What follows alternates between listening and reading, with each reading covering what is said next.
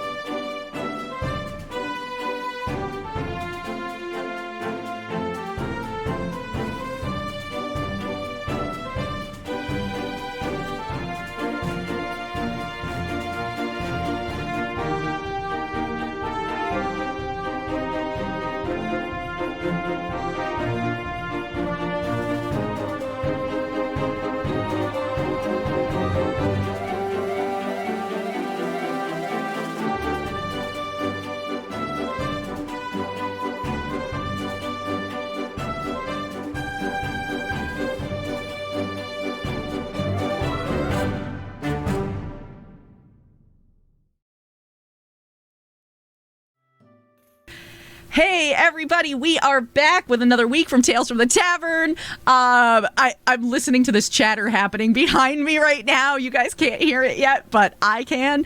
I'm just gonna unmute you all. Like, this is what's going on. Some of the things that we are saying right now, this is what's going on in my head, guys. Would just get blown. And that was the first time I killed a man in an alley. Violating the TOS here before we right? I know. Oh my god. Oh shoot! Do we all need an NDA on this one? Right, we do now. Yeah. I'm just telling you. You bring up, licorice, and I will do things. I'm just saying. All right. Well, $20 is $20. As you can see, we're back with another episode of Tales from the Tavern. I've already lost control of the stream, so I'm just going to turn it over to everybody else, and I'm going to let everyone go around and introduce themselves, tell us a little about who they are, what they're up to, and all that good stuff. We're going to start with the one, the only Mr. B. Dave Walters. Thank you for joining us. That is the dozens and dozens of my fans cheering there. Hello, yes. Non-ironically, TV's B. Dave Walters, Invitation to Party on G4, Black Dice Society, Legend of the Multiverse on D&D, Dungeon Master for the cast of Stranger Things. Find me wherever fine streaming content can be located. Awesome. Thank you so much for taking time out of your probably very hectic schedule to come and hang out and talk TTRPG with us tonight. We are very excited to have you. Thank you for the invite. Absolutely. Bees. Tell us a little about you. You can't pass. Yeah. Just about to. I know. What's up, everyone? I am your happy, helpful harbinger of hype. I am Bees. All over the internet as biggest_Bees, except for Twitch, Big Bees. Variety streamer, voice actor, TTRPG. Yeah, I do a little bit of everything. Kind of made one-shots, play all sorts of things. And yeah, I do a lot of other stuff. Not well, but I do it. You do a lot of it well, but there you go. Well, Bees, thanks for coming back on and hanging out tonight. Jess Pendley making your second appearance on Tales from the Tavern. Welcome back. Absolutely. Thank you for having me. I am Jess Pendley. I'm a TTRPG D&D writer and designer, but I am mostly one half of Underground Oracle Publishing. We're a third-party 5e content supplement producer. And you can find us on undergroundoracle.com or Underground Oracle on every platform. So come find us. Awesome. Yes. And we'll talk about this a little more after, but Jess very kindly donated a supplement to anybody who contributes $5 or more to the Extra Life fundraiser. So we'll talk about that in a minute. Let's see. Chris, a.k.a. Saint. I am the DM for Discount Dungeons. That's currently on hiatus due to one of our players having cancer. We wish her the best. So if you want to check her out and help her, go fund me. It's Nebius Lala on Twitter. She was in the Friday campaign. She also just released a shirt and releases to that event. I am a legacy RPG player. My parents were playing since the Gold Box back in 1 edition. So I literally grew up with a monster manual in my hands. Amazing. I love it. Love it. Well, thank you for coming on, and yes, thank you to Meg who created that T-shirt. That was fantastic. So it was amazing. Yeah, and Patch. Hello, everybody. My name is Patch. I am a TTRPG player. I was part of Discount Dungeons for a while. Now, I'm a little bit on the background. I am basically a guest star for hire. I am also a voice actor. I do a bunch of stuff here and there. I also write things. I'm currently working on my subclasses, the musical project. The tagline, which I've been workshopping for the past week, is Broadway the Bard Way. I'm basically taking musicals and I'm kind of mashing them all together into subclasses for you to play. We have 4 out currently. There's more on the way. I'm working on one for Rent right now. So that is what I am working on, and I am excited to get to chat with this wonderful crew. I love that. Broadway the Bard Way. That's awesome. Puns have started early tonight. I like it. Puns have started early. Yeah. Awesome. Well, I am Gamer Mom Luna. This is Tales from the Tavern. If you are joining us for the very first time, let me tell you a little about how the stream works. Basically, all of the stuff that we're going to talk about tonight comes from our questions in chat. I've already seen chat dumping a bunch of questions in there, so those of you who have been here before, you know how this works. If you have a question that you would like to ask the panel, please feel free to just drop it right into the chat. My moderators are standing by, and they will make sure that we get your questions so that we can add it into the queue and talk about it as soon as we get the chance. If you've been around for a little bit and you've got some channel points racked up, you can use the Ask My Question Next feature. I've already seen one of those come in. We have 3 of those available every night, so that can bump your question up to the top one in the queue. My cats would like you to know that there is also a channel point redemption for treats for kitties. They just want to make sure that I make sure you know that that's there. Also, we are wrapping up tonight for the last night now. That was way less anticlimactic. That was way more anticlimactic than I meant for it to be. My seat. Yeah, I know, right? We've been doing the Extra Life charity stream weekend extravaganza this whole weekend. Started Friday night at 6 p.m. 6:30 p.m. Eastern time. 6:30. Yeah, with one shot that was DM'd by Chris. We took it through the whole day yesterday. We had 3 games. We had 2 D&D 5e games and an Esper Genesis game. Earlier today, we had an Aether and Steamworks game, and now we are here with Tales from the Tavern. So, as you can see from the lovely ticker below at the bottom of the screen, we smashed our $1,000 goal, like absolutely demolished it. We set a goal of $1,000. That was what we raised last year when we did this. Blew it out of the water. We're at $1,600 right now. $1,607 to be exact. So we figured out that, we only need $393 more to make it to $2,000. So we're going to cross our fingers. There's all kinds of really cool incentives if you decide to donate. So at the $5 level, you get, Jess, I'll let you tell a little more about what it is, but you get one of the Underground Oracle supplements. That is the Treasures of the High Seas. Jess, tell us a little about what's involved in that one. It is a mostly PC-focused supplement, the Book of High Seas Treasures. It has 3 new archetypes in it. The Border Ranger, which is my current favorite ranger that we've produced, the Sea Witch Warlock, and the Sea Winds Bard, which is a cool martial bard. There's 2 new creature companions from the creature companion system that we've released recently. And then there's these really rad 5 artifactual flags, which impact like the entire crew of a ship, in addition to the ship itself. So super, super awesome supplement. Definitely worth the $5. Awesome. Well, and I appreciate so much that you've contributed that. If you have already contributed and you haven't received it, that's because we haven't sent them out yet. So yes. They will be coming. We wanted to get through the entire weekend first. So there you go. We will get those out to you in the next week or so. We also have at the $25 level, Math. Tommy from Math Productions has donated a battle map to anybody who would like that. And at the $100 level, if you donate $100, he will hand paint a mini of your choice. If you've never seen his minis, they are very well done. He also donates time to the Boys and Girls Club in his community, teaching the kids how to paint minis. He had over 30 kids in his between 2 schools doing that with him this year, and they had a blast. The pictures were incredible, and he went through over 200 minis teaching them how to paint. So it sounded like it was a great time. He loves doing it, and he wants to share those with everybody else. So there you go. That's all the cool stuff that we have coming up for Extra Life. So we would love it if we can make it to $2,000 tonight. If we can't, that's okay. We've already well surpassed what we wanted to do.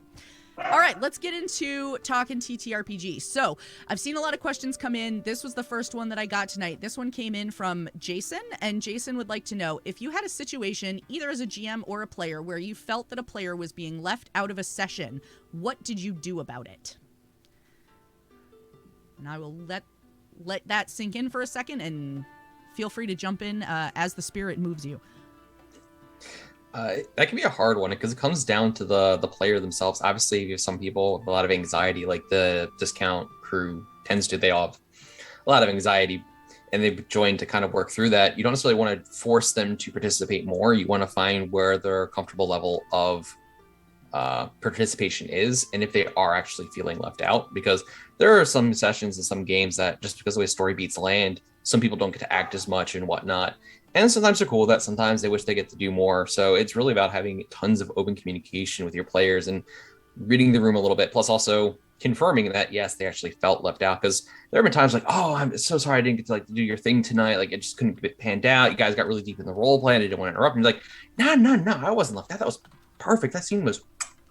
And you just try rolling it into the next session and things like that. So it's very much like all things in TPG-RGs, just being very open to communication and not automatically jumping on an assumption, just taking that extra step going, hey, I'm sorry I didn't get to this, or like you looked a little left out where you're not uncomfortable, and just trying to figure out where they are and then adjusting your game and your presentation of the story to accommodate that as best as possible. And again, there are some nights that someone wants to be with people but doesn't want to necessarily interact, so they're just like, you know what, I wasn't focused on, that's perfect, I got to enjoy and just be there.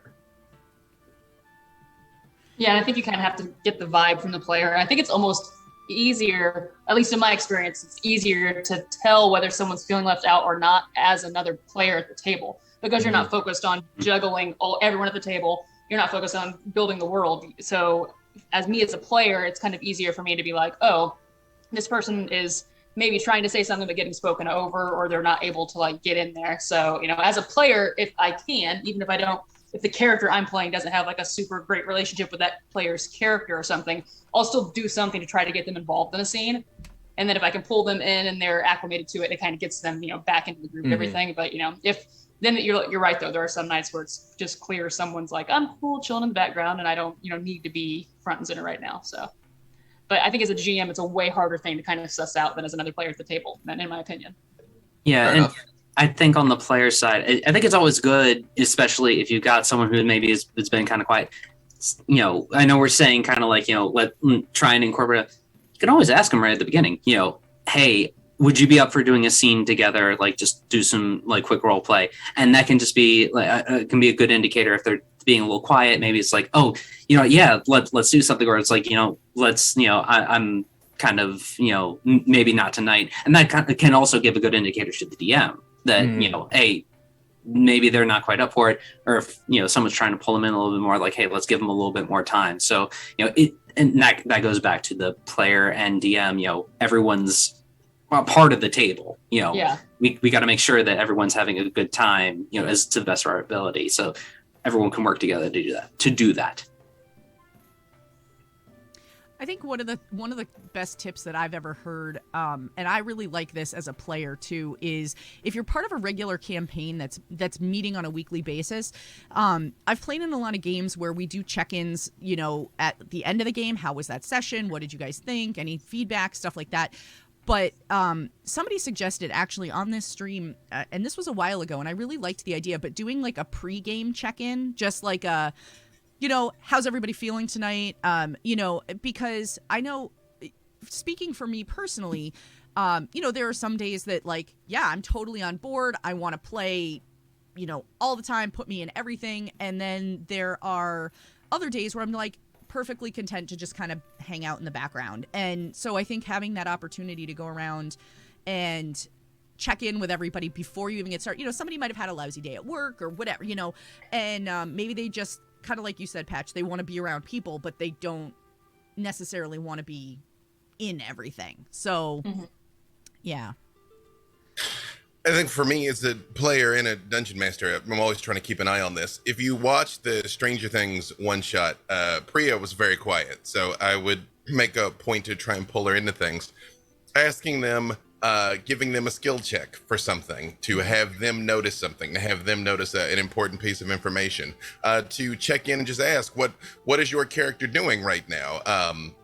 If a lot of people are being very chatty, you can ask them, like, how are you? What does your character think about what they're seeing right now? What's going through their head type thing? Give them a chance to talk like that.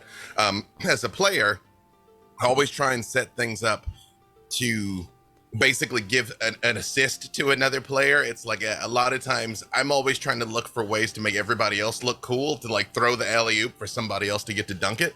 So usually whenever I make a statement, even as a character, I pretty much always button it with, what do you think so-and-so? Or immediately like hand it to that person so they immediately can start talking pretty easily. It is a little different in the streaming world than the home game world, in the sense that usually when we're streaming, barring the unforeseen, you kind of don't have the luxury to sit there the whole time and say nothing. Mm-hmm. So, I mean, again, but there's been plenty of times where people will log in and be like, I'm having a rough day. Literally, I've got COVID, you know? Yeah. Hey, no problem. I'm not going to lean on you too much tonight. So, yeah. Mm-hmm. Keith in chat just said, I like to take a player aside and offer them something cool for their character, or let them offer me something that they might like to do so they can shine. So making them feel important and special. And Kay says, I keep a stupid long list of notes about what other characters have said and what they like, or something that I've noticed, and try to bring that into the conversation with quiet players. So, yeah.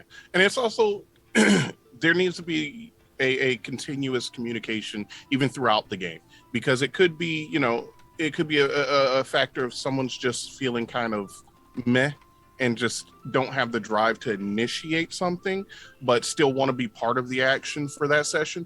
Or it could be something they just feel like crap and don't want to be, don't want to either be the one to call out and cause the session to cancel out for that week, and then, have everybody wait an additional week so they still show up, but they really don't want to be, they really don't want to be in the foreground. They kind of want to be in the background helping everybody out. So just a little check-in with somebody, obviously beforehand, see how everybody is vibing, how everybody's doing before you get in. But definitely if you start to notice somebody taking more of a backseat kind of role during the game, just, hey, everything all right? You good? You want to just ride out on this session, or and then you definitely know how to either create a situation for them to be a part of, or bring them into one, or just let them just ride out and hang out for the rest of the session. So Synthetic 20 in chat just said, as an autistic individual, I always try to remember that people like contributing in different ways as well. Giving everyone a role in the party can help let people each have a spotlight. It's true, and like D&D and things like Esper Genesis, even Witcher and Shadowrun, like they do very good jobs at giving people very like archetypes that they can just lean on if they're not feeling like a very detailed interactive night, where they just want, I know where my spot is, I know exactly where I can jump in. And that's like as constricting as the class systems can be. We've all had like an issue where we wish our fighter could do this, but just not in the archetype. Do I multi-class and whatnot? So like there is always that painful constriction, but like that constriction can also be like a nice point of focus for people that need that as like a thing, or are looking for that. Like I know some of my players that have multi-class casters and like 13, 14 different spells of one level, and they're just like, I want to play a fighter because all I have to do is hit something.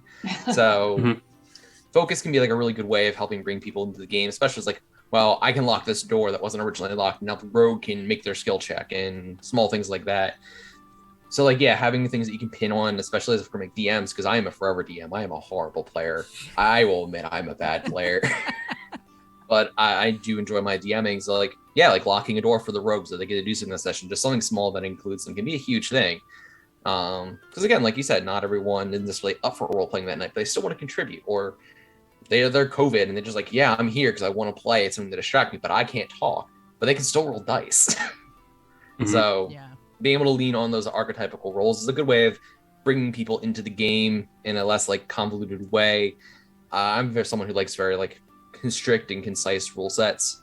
So like that's just something I can very much rely on. But I know things like some of the hero, the more, as my friends call it, creamy systems that don't really have well-defined archetypes, that might be a bit harder, but I can't really speak from experience.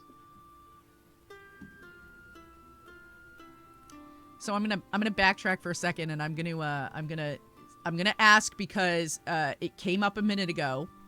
Okay. Dave, Yes. what was it like DMing for the cast of Stranger Things? Okay, 21 minutes. That's longer than I thought it would take. True. Much easier than trying to get this image I'm trying to put on my background to load. 'Cause I keep Yeah, I'm watching this back and forth It's- battle. This is I got the picture, and Zoom just will not accept what I'm trying to put up here. So I'm like, yes, I have opinions. Yes. It was cool. It was so the whole thing took I had 2 weeks of warning maybe going into it. The Netflix people were super fantastic. They were really helpful. They made very few demands and a couple of things they wanted. I straight up was like, Wizards won't let me do that. You can ask, but they're going to say no. So they'd ask, can we set the game in the modern world? And I was like, probably not. But so that's why I came up with Hawk's End as a compromise. Yeah. 2 of them had never played ever. Okay. And I had about 15 minutes to teach them the game before we started. Oh, wow. Oh no. But that was the first time they'd seen each other since they shot the show. So they were all like, hey, what's up? How you been? Good to see you. And I was like, cool, stop talking, because I got to explain Dungeons & Dragons to you. So, but I didn't mind kind of hand-holding them through this, but I told the producers ahead of time, so I was trying to get a session 0 with them. Didn't work out because everybody's schedules, but I explained to them, I was like, look, I don't mind explaining literally everything. I'll explain magic missile, I'll explain channeling, I'll do any of that, because if you guys have a question, somebody in the audience is gonna have a question too. The problem is we had exactly 2 hours, and this was at the end of the day, so it was like we had a very hard out, and I was like, if I do that 1 time, 2 times, that's 2 minutes. If I do it 10 times or 15 times, that's 15 or 20 minutes of the show that I'm having to explain things. But overall, I mean, it was fine, and you can kind of see one by one when they all get it, when the light switches on in their head, like when Joe got that crit and got up and ran around on the set. That was cool. The kids are great. Gaten is like a human ray of sunshine. Like if a hug was a person, that is him. He is just a wonderful person. That makes me really happy to hear. Yeah. I will say, one of the things that was funny is I'd asked them in advance, I was like, make sure you have a dice cam because somebody's going to roll a clutch 20 or something and you're going to want to capture that. So, which they had. So I was planning the whole thing and setting it all up for Priya to land the killing blow on Vecna because in their game in the show, she lands the killing blow on Vecna. Right. So the only time I intervened in the entire game is I dropped 3 of them into death saves. And I was like, okay, time out. Pause for a second. This is what you should do. You should raise her up. You should mark him with a path of the grave. And when you attack, when you roll, tell me you get a natural 20. And the reason why I did that is I didn't want to set up this big epic scene for her, have her roll and get a 1 and be like, guess Vecna kills you all. Womp womp. Thank everybody for tuning in. So we go back in. They do that. Everything else had been completely up to them. This is the only time I gave him a tip. And she rolls and actually gets the 20. And that's why everybody reacts the way they did. They're like, she did it. She really did it. And that's why I stand up and I'm like, holy shit, she did.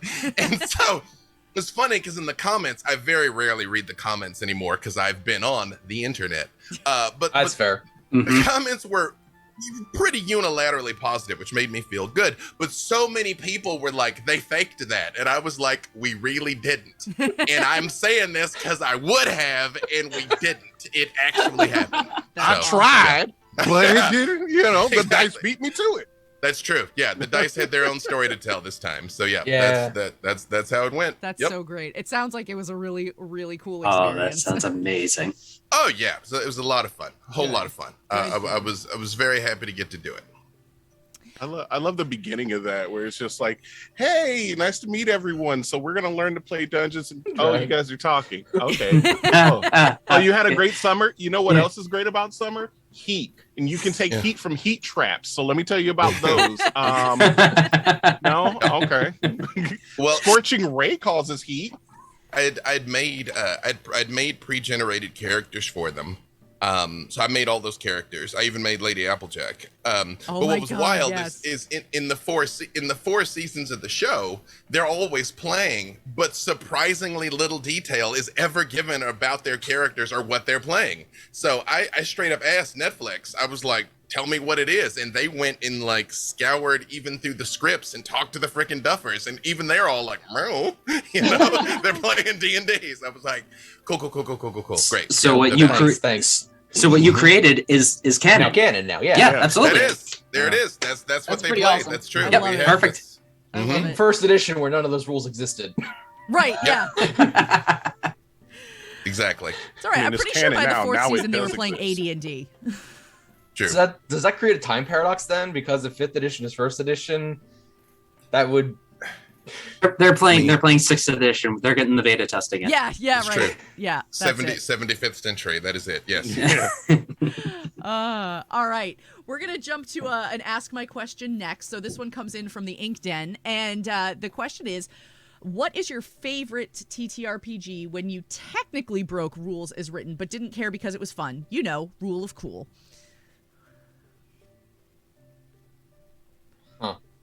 Oh, wait. I have this one. Okay. Chris, you did this to me.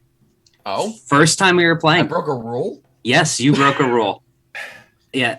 So Chris and I have known each other for a very long time. Oh, this one. Yeah. Well, so first this time one. first time we are ever playing. Like, this is my second time playing TTRPGs in general. I'm playing a wizard. As obviously as any new player should do, with all the rules and everything. Great job for second first edition, by the way. In second edition. It's second edition. In second edition. We are traversing in the dungeon. We've got our rogue opens the door, sees a bunch of kobolds, and pretty much, everyone else goes in, and she closes the door behind us. Played the basically chaotic evil. And we did not do well against a bunch of kobolds, and I was burning my spells left and right and not doing a lot. I eventually just started hitting them with a stick, and it was doing more damage. And then there were a bunch of kobolds, and Chris goes, okay, I'm going to let you have one more spell. So I had burned all my spell slots. So the rules is written. I could not do this. But he says, I will let you have one more spell. But I am picking the spell, and it is Burning Hands. And I walk in, and there were, 5, 6 There was kobolds? 14 kobolds because they triggered 2 or 3 rooms all at once. Because, we're going to run away, We're dumb. not out the door we came, but into another room, We're dumb. which is clearly we're going deeper into the den. There's not going to be any enemies there, of course. We're dumb. So he goes, okay. So I walk in. Yep. I walk in and I go, okay, I do Burning Hands. I just did like this and fricasseed what? It was 14. It was like all 14 or 14. There were a few alive because they knocked me out right afterwards. Oh, probably 13 then. You got most of them. I got most of them, but that was the wait. I wasn't allowed to do that because it was explained afterwards. Like, oh, you didn't have the spell slots to do that, at the time and all that fun stuff. But yeah, that was probably the moment that I was like, oh, this is actually fun. I'm going to say, I thought you were going to talk about the time that you made a god. Oh yeah, no, I can let you talk about that one. Because it was your fault. It was 2 a.m. It's not my fault that you literally rules lawyered me with dice rolling. Well, now you have to talk about it. So it's senior year of college. It's him, my now wife, a friend that we're no longer friends with, and one other person. It's 2 a.m. and finals are coming up. We're cramming for finals. We need something to distract us. I'm like, okay, we'll do a barbarian campaign. I'll make this barbarian class. It'll be completely broken. You'll be able to raid, pillage, and vent all your frustrations. Patch goes, can I make a character that's super strong? I'm like, you know what? Take these 8d6. If you can get 6s on all of them, I'll give you the super score of strength. I look away, and because I didn't specifically say the word roll all 6s, you just have to put 6 on each of the die. He puts 6 on the palm of his hands, clubs it, shake like Yahtzee, puts it face down and says, I rolled. I'm just like, I technically didn't say roll, did I? He's like, nope. I'm like, okay. So if anyone knows from Discount Dungeons, my old character Tudak, his gods, the twins, Nargo was that character. But And- the moment I want to talk about was something in campaign 2 of Discount Dungeons. Our character is going back. She's a super archmage. She has forgotten her memories, lost all of her powers, but she goes back to her home, which is one of her lairs. And it's been taken over by a lich. And she goes, I want to steal my lair back from this lich. I want to steal that back. You know, there's no mechanics for that in any system ever created. I'm like, okay, you know what? Fine, roll an Arcana check. I don't even give a DC because I'm just like, roll it. It doesn't matter. Nat 20. I'm like, I guess I'm making up rules on the spot then. But it was such an amazing moment because like they all just reacted really good. And yeah, I think that's my favorite moment, breaking rules, because I had to make them. So I guess I technically didn't break them. I'm not really sure how that works. I think an important thing to keep track of, especially when you're starting out, is that the rules exist to facilitate the story, not the other way around. Yeah. Mhm. Nobody ever is going to have a good time when you are like, no, you can't do that.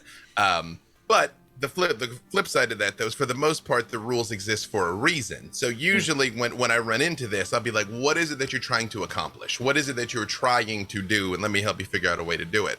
But, you know, since we already brought up the Stranger Things, I mean, like what I did at the end of that, where it's like technically Lady Applejack was dead when her turn came in initiative, but I'm like, you know what? You can still go. You know what I mean? This is a divine intervention is taking place right now. Roll 3 times and, you know, see what happens. Yeah, exactly.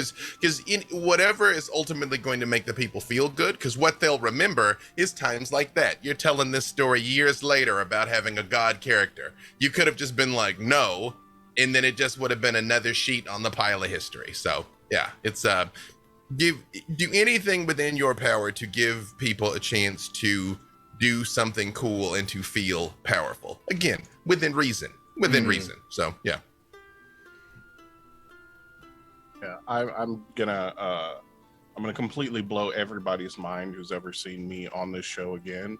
You know, on the show before, and I am going to speak of a system that has never been talked about before, which is Aether and Steamworks. Never ever, and we definitely never, ever. did not just have a stream of that before this one. No, not at all. So no one knows about this mystery system.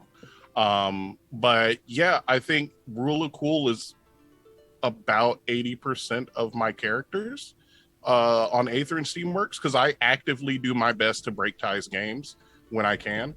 So especially because I had my first full campaign with him, and then we were all looking at different characters for another campaign, and he was like, hey, I'm gonna create this class and I want you to test it out. And I was like, I mean, sure, bud, I got you, no problem. So it was a Brewster. And for anyone that has that watched it recently, saw him, I made another guest appearance on the show with my Brewster, and he makes potions, and random happens with these potions. So I'm going to pause you for 2 seconds and just let you know that the creator of Aether and Steamworks is currently in chat. So I don't care about him. Hey. Wow.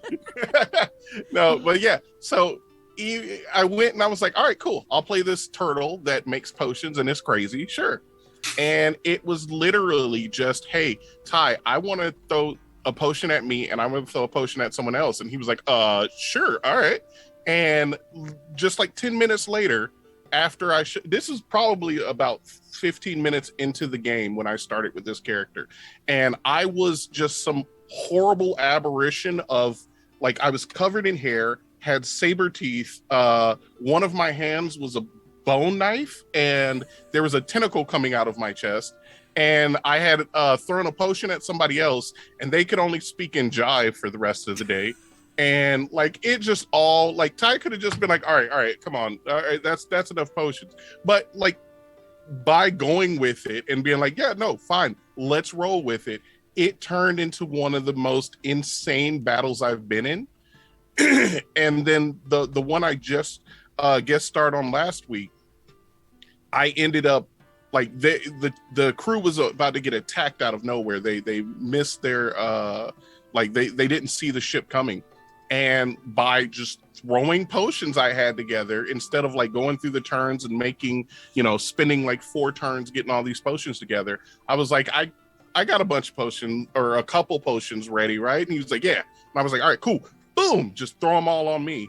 I ended up like rocketing myself from one ship to another and then completely freezing that ship because of the side effects from the potions. And it just, everybody was like, all right, we're in for a fight. We're in for a, oh, okay. Well, damn. So that's over now. I guess we're not dead. Cool. All right. That's the plot of the second episode of Avatar: The Last Airbender. Like that's exactly what happened. Right. Yeah. So, yeah. I just have to say, Harry Turtle with the bone knife is definitely the name of my ZZ Top cover band. There you go. Yeah, I think it's like what Dave said. It's like you guys are talking about these stories, and D&D in my experience is like 60% about the war stories that you guys can like talk about together. We can all just like look back at these awesome fucking moments that we all had at the table where the big bad guy was doing probably stuff that was breaking the rules. We were doing stuff that was breaking the rules, but it all culminated in this amazing moment that, you know, a decade later, we're still talking about like we were really there. So, I mean, I think that's like the best thing about the rule of cool, which I know a lot of people hate and some, you know, some people love, but the best thing about that is you do get to have that shared moment with these people, and it is like this real thing that happened. Yep. Yeah, very true. Mm-hmm. I think a tremendous pet peeve of mine on both sides of the screen, but less when I'm telling the story because I can control it, is letting the enemy die at a narratively appropriate moment. Like if they do something super cool and hit a natural 20 with their Vorpal sword to cut off the monster's head, but on your page it's still got 15 hit points left, let them cut its head off. You know what I mean? Mm-hmm. You know, let them have that. It's close enough. You know? Yeah. Close enough. Yeah.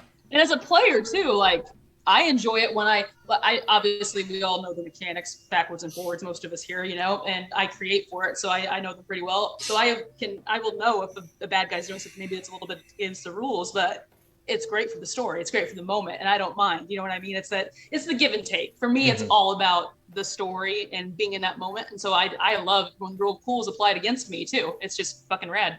Mm-hmm. Yep. Cool. I want to say my villains are definitely a lot more lawful than my player characters when it comes to obeying the core rules of the system. Just gotta start handing them off to me more. Yeah, but then it'll take 4 months for the arc to complete. Touche. All right, let's see. We have another Ask My Question next. This one specifically is for Dave, and but everybody else can chime in as well. If someone has a load of experience in playing and running tabletop, what advice would you give them if they're trying to move into streaming games? I'm actually working on some like masterclass style content about this exact thing right now. The simplest answer is start streaming. When you're playing, you get your friends together, turn on a camera, and start putting content up. You don't have to spend a fortune on like a technical setup. The most important thing is the sound, consistently, because most people mom watch this stuff. They're very rarely sitting there looking at the screen the entire time they're listening to it. So the only really expensive thing you need to spend is for a Blue Yeti mic, which is like $200. Get yourself like a 4K Logitech webcam. That's like $200. I'm pointing at this like that's what this is. I assure you it isn't. You know, and then that's really all you need to go. I think if you haven't been streaming up until now, or even if you have, but aren't necessarily like seeing the results that you want to get, I say two things. When this medium works at its best, the person watching or listening feels like they are at a table with their friends. You have to accomplish both of those things, the table that they want to be at and are at. The second thing is don't necessarily stress about the numbers. I read this years ago in one of Gary Vaynerchuk's books, I think it was Crush It, where he was saying that it's like if 3 people are watching your video and you're sad about that, but then you find out those 3 people are Oprah, Steven Spielberg, and George Lucas, you'd be happy about it. Even in keeping things in perspective too, where you're like, oh, I've only got a couple hundred followers, or only like 50 people are watching. If 50 people showed up at your house for a thing you were doing, that would be a monstrously successful party. So just keep in mind what success even looks like. So, and I guess the last thing I would say, because obviously I could talk for hours just about this, is make sure you enjoy the process. Make sure that you're having fun with it, that the people at your table are having fun with it, that you're still enjoying the game, because it's going to take time to make it, however you define that. And if you're like constantly worried about like, oh, we're not at this point, or we're not getting as many views as these people, you'll just stress yourself out for nothing. Just keep trying to make the best content that you can. And when the money finally starts to come, reinvest it, get better stuff, better equipment, raise the production value, and there you go. That's almost word for word exactly what I did. Hey. When I got into streaming, was I focused on my audio setup first. Everything came after. And as time went on, invested slowly in better stuff. So you sound like butter. That's exactly what like Discount did. Like since we started off as a podcast before we moved on to Twitch, we invested in a mixer, multiple mics, because we at the time had no real place to record except for my very vaulted dining room. Which made lots of interesting echoes until we learned how to edit those out. And that's another point. You have to choose the medium of content that fits with the time investment you're willing to do. Like if you want to do a pristine audio podcast, expect to be editing that at least 3 times, 4 times the actual length of the audio once you consider sound design and things like that go into it. So really consider the time investment you want to put in. And I'm not saying like Twitch doesn't have its own time investment. It really does. Because you have to make sure you have the proper connection to the internet to do that. That happened to me a few times where my internet decided to go, you're not going to get even 1 meg up. So our thing would just be a frozen image. So it's keeping track and making sure all the moving parts are moving as they should be moving. And it can be really hard to catch that sometimes, especially when you're in the moment. Like if you're DMing or your player really into a role scene, you're not going to know if the internet decided to cut out on you because Pico decided to start doing work at 10 p.m. because that was the only time they get the ordinance to do it. Not that we're complaining about our local electrical companies. No, in any capacity. Absolutely not. There's a couple of points in chat, too, that I just want to call out. Ty, RFKS, says, focusing entirely on the metrics is the fastest route to burning out. Definitely not wrong there. You should still be having fun and playing with your friends. If you make it a job, the passion might die. And then Zealzaddy also said, I made the mistake of not testing my setup enough. Audio was shit on the first 3 weeks of streaming. Embarrassed, but now I check it more frequently. And that was actually a conversation that I just had with TT Benjamin of the Lawful Great Adventures podcast. He was saying the same thing, like, don't make your first stream your audio setup or your first podcast your audio setup. Test that stuff beforehand. There is a way, I won't get into it right now. There is a way, like if you're going to be streaming on Twitch, that you can essentially do like a ghost stream that doesn't go public to everybody, but you can test all of that stuff and make sure that it's all working. So look into all of that stuff. And know that it's going to break. Like I've been part of streams that were a laptop and a microphone. I've been a part of literally multi-million-dollar setups and stuff breaks. It's just going to. So prepare yourself for well, this. it's like we all say, it's not a stream if something doesn't break. Right. Yeah, I mean, and that's another good point. If something breaks, like it happened to Discount, our mixer burned out in the middle of recording. And we didn't catch the issue, so we re-recorded it. Know when to draw the line on producing something. Like, if it's just not working and you've burnt out, like, part of the fun you said is that your friends are at the table. You got that moment that matters, and it's really hard to recreate something that happened again. Because you can't hit the same beats perfectly because you have that sense of anticipation, like, I need to do this, and then you skip a beat and it's not as natural and it's more stilted and it doesn't come out the way you want and you get second guessing yourself. So like know when to call something a loss and move on. There's a reason there are lost episodes or people take a week off because their stream isn't working and they call something wrong. So like know when to say this cost is sunk, cut your loss and repair it, move on, etc. I had something similar happen when we started doing Invitation to Party on G4. We did a lot of rehearsals because none of them played D&D. Well, if he did, but none of the others played at all. So we would actually play through the scenarios in advance, and that was one of just the first couple of episodes. But that was one of the things I had to keep driving home for them, is like, do not try to recreate that moment. Don't try to be like, and that is what she said. You know, I'm like, if the moment comes about organically, take it, but take this more as opportunities to just learn more about your characters. Because if you try and force something, just in general, if you try and force something, it will not work. The audience will know, and it will fall completely flat. Absolutely. Yep. And I think it's kind of important because a lot of the stuff that we're talking about is obviously the setup side, and it's obviously very important. We also have to, factor in, like Dave is starting to talk about, that human factor. We've got some people as, never been on a stream before. If you're trying to get them to start out, someone who's been DMing for 20 years, been on a stream, they have that certain, mindset.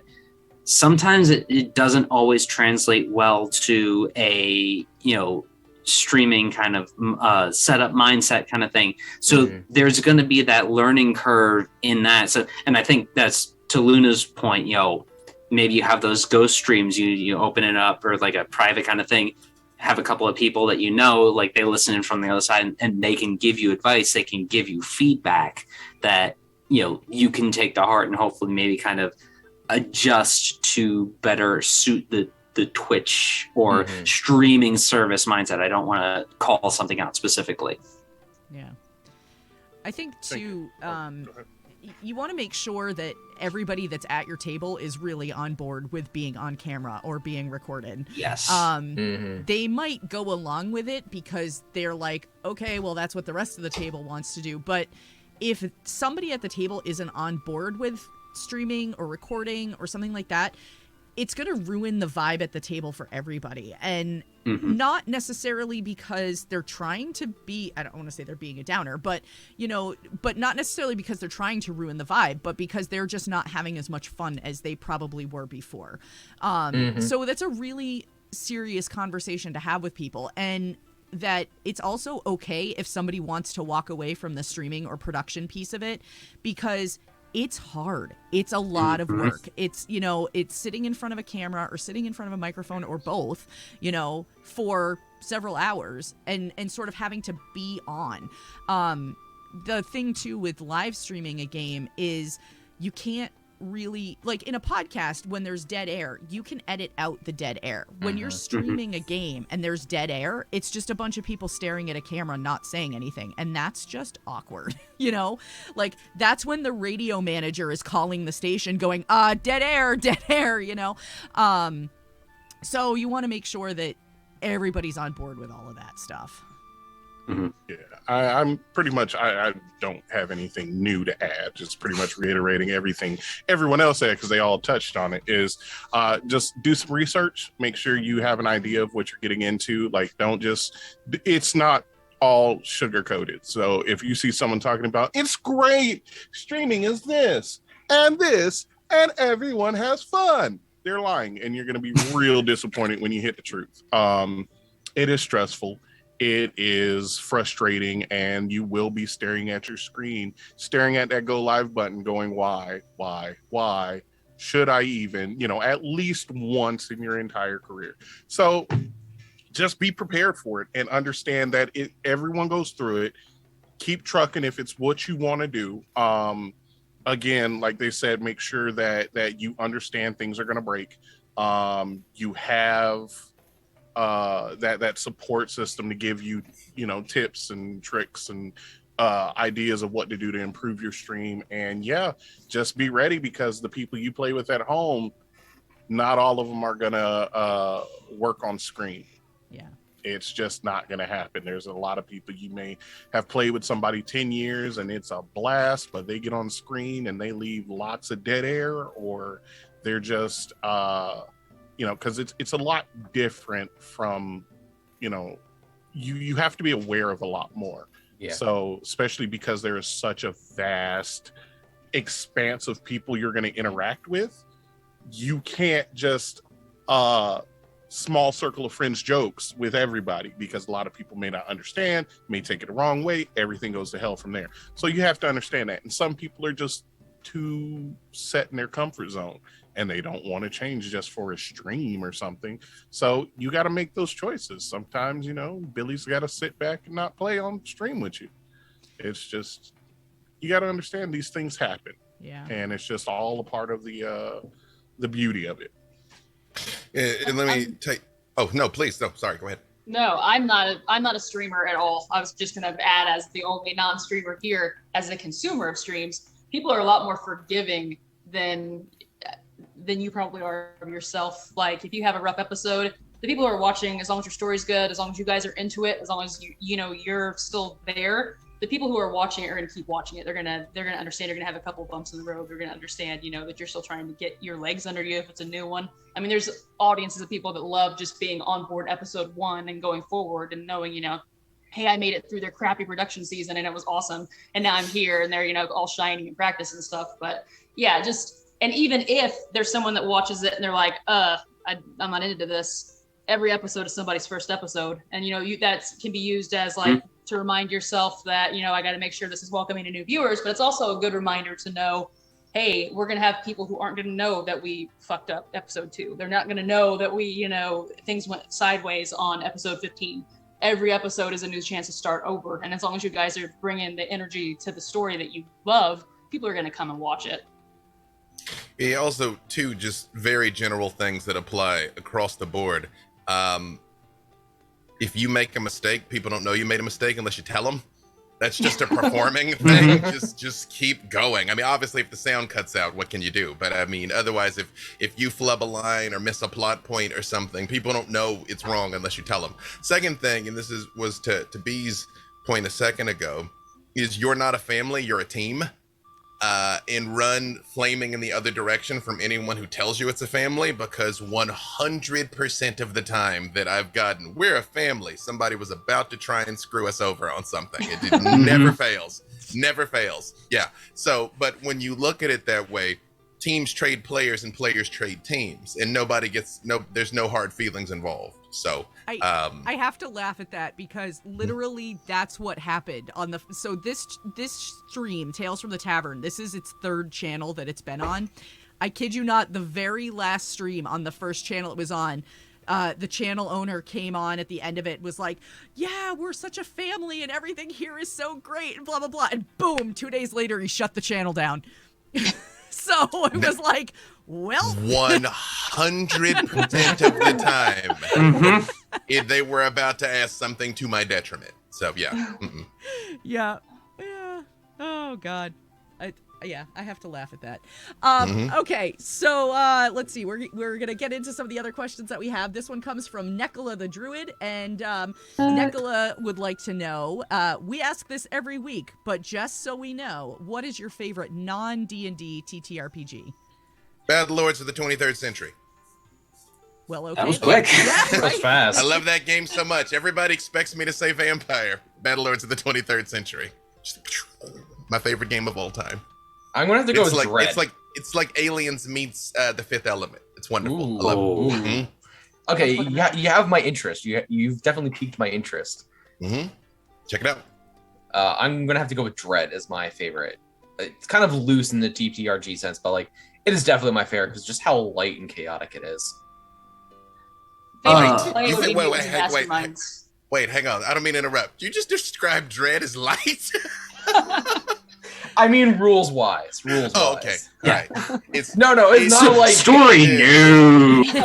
Dread is, if for those of you that don't know, Dread, you play with a legally distinct, not at all Jenga tower, and when you make decisions, you take blocks away from the legally distinct, not at all Jenga tower, and when it falls, your character dies. I did a game at Gen Con in 2018 that Ivan Van Norman ran. It was me, Mark Meir, and Bonnie Gordon. And we were playing a dark 3 Little Pigs skin. So it was like, we were the 3 Little Pigs. And there was a huge tower. It was like 4 feet tall. And just when the lights went off and they shine the light on the tower, it was so instantly stressful, because what ends up happening is as you start making your pulls, you're not now thinking about just trying to survive, but can you make sure you leave the tower intact for the next person? So you're trying to play Jenga like 3 or 4 moves ahead, and it is just like, Oh no. So fun, though. It's so fun. So I ran the game for Chris and the discount group, and we did what, Aliens, a la Terminator, kind of all mashup stuff. I pretty much just was making up on the fly after a while, but I was playing with a bunch of legally non-distinct, not Jenga Tower masters. And I just, after a while, like, you know what? No, pick 5 times, because I need this thing to fall. Damn it. Yeah, we were at like the end of the story. We were supposed to start dying, and we had like half the tower on a single block, and we just kept building on top of it. It's like, okay, you're gonna go, and like, boom, boom, boom, 3. And it's just like, I think we actually 2 more. We just not. I think someone sacrificed themselves and knocked down the tower because it was like, we can't keep going. But like, if there was like that god draw from Yu-Gi-Oh video games, that was us with this this legally distinct Jenga tower. Yeah. But sorry, Jess, you were mentioning Mutants and Masterminds. I was mentioning Mutants and Masterminds, yeah. I don't know if it's my favorite system necessarily, but I've definitely, like, going back to, like, gaming war stories, like Mutants and Masterminds, we've run some fantastic stories through that, and I'm a huge fucking comic book nerd, so absolutely love me some Mutants and Masterminds. I would have to say it's between 2, and one of them is very selfish. So the 2 would be Aether and Steamworks, just because I love that system to death. Mm-hmm. And the other one doesn't have a name for it because I am currently still writing it, but it is my Pokemon system that is like a sister system to Aether and Steamworks. It takes a lot of elements from that, and it started out as just Pokemon on Aether and Steamworks, but it's slowly starting to mold its way to its own system, and it's just, I mean, I love it. It's my baby. But yeah, Aether and Steamworks, because it's just, as everyone else who explains it to other people, Aether and Steamworks is just oops all wild magic. That's the game. That sounds about like, right. Yeah. Yeah. Like, it's just wild magic, like Oprah. Just, you get wild magic, you get wild magic, you get wild magic. And it's just, I love chaos. And it is chaos with a capital C. And I love it. Well, you've got 2. I've only gotten it down to 3. So that's I don't know if I'm one-upping or one-downing. So I guess my 3 are Dread. Just, it was so much fun to do that. Quest RPG is such an incredible game. I've gotten to play it a few times. I've actually got to run that for family members as an introduction to RPGs, which was a lot of fun. And then the last one is Locus. Locus is a horror RPG, is about facing like psychological internal horrors. I had the opportunity to play with one of the creators running the game. Oh my God.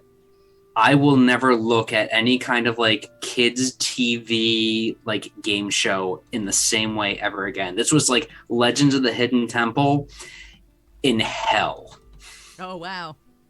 I loved every second of it, but it was so terrifying. Nice. Yeah, Locus. Locus is incredible. I had one of the creators on this stream actually shortly after Locus was on Kickstarter. And it sounds, I have the game. I just haven't had the opportunity to play it yet, but it sounds really cool. I always laugh because I'm always like, yeah, I'm not really a horror thing. And then like, I'm like, yeah, I really want to play Locust, and I really want to play 10 Candles. And, yeah, same here. Yeah. Oh, yeah. Mothership, I really love Mothership. Like, they're all horror games. So I'm like, I need to seriously do some self-reflection on my relationship with horror, I think. So see, now y'all are talking about all these different games. Now I got to add 10 Candles, because I love that game. That game. 10 Candles is amazing. You want to machine gun somebody with some feels, you throw some 10 Candles on, and that is amazing. Another one is Roll for Shoes. I was actually just talking about it earlier. Roll for Shoes is one of the best games I have. It's amazing. And there's no setup. I can just right now, hands down, y'all want to play? Boom, we can play. It takes 5 minutes to explain, and then it's just anything can happen, and it's fantastic. And no matter what you do or try, no two games will be the same. And you can use the same setting, the same mission, the same everything, and I guarantee you, no two games will be the same. I'd like the record to show that I stuck to one, even though I'm known for 2 games in lead developing a 3rd game, and didn't mention that. So, well, not all of us have the resolve you have, all right? Man, maybe I'm sorry, did I not? Yeah. I'm sorry, maybe I didn't mention before. I'm an agent of chaos. Come on. Tin Candles, I've played it, and it is not my thing. 10 Candles would work for me if one person lived. Like, the futility of it makes it pointless to me, because people are like, well, you're going to die. That's what gives it meaning. I'm like, no, I have actual existence for death to give meaning. I don't need it in a game. Yeah, so. Well, that's just so beautiful about it. Like, it just, but I get it. Yep. And every time I make that argument that one person should live, people are like, well, then everybody would compete to survive. I'm like, I don't think that's what would happen at all. They start fighting that much harder to save each other. That is when you're going to get like real moments out of it. And then the last person standing, come on. Yeah, but. That's a beautiful story. Mm-hmm.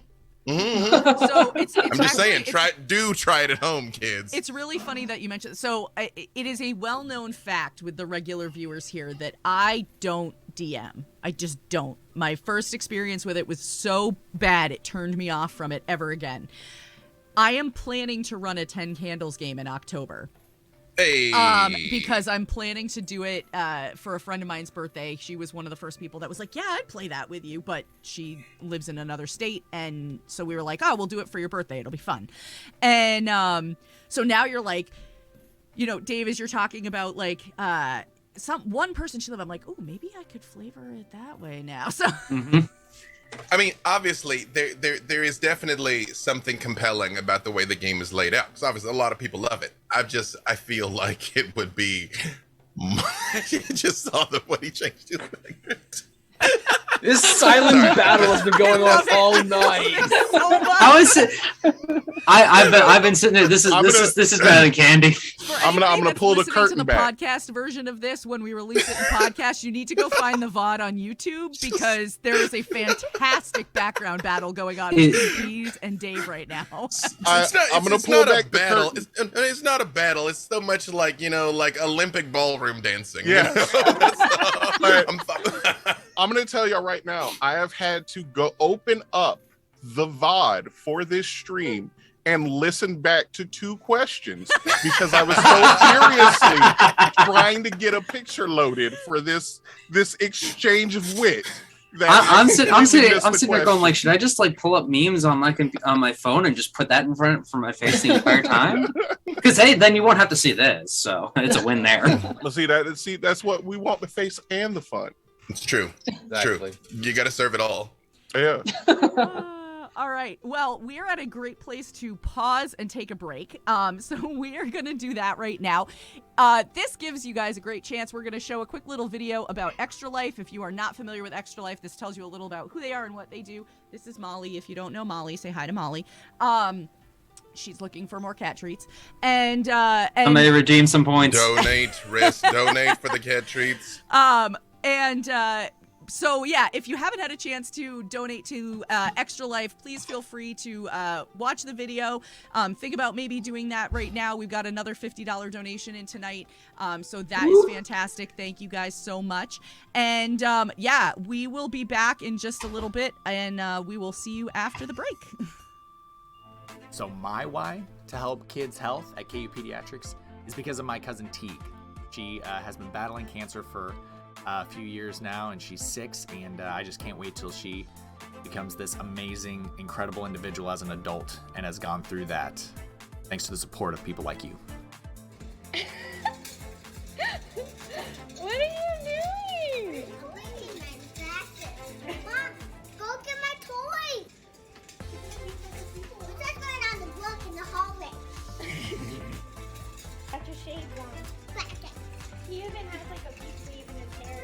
I know.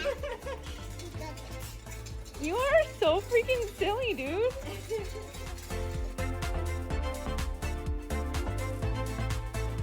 To the Extra Life community, thank you so much for helping kids like me treated at the IWK Health Center and TMN hospitals.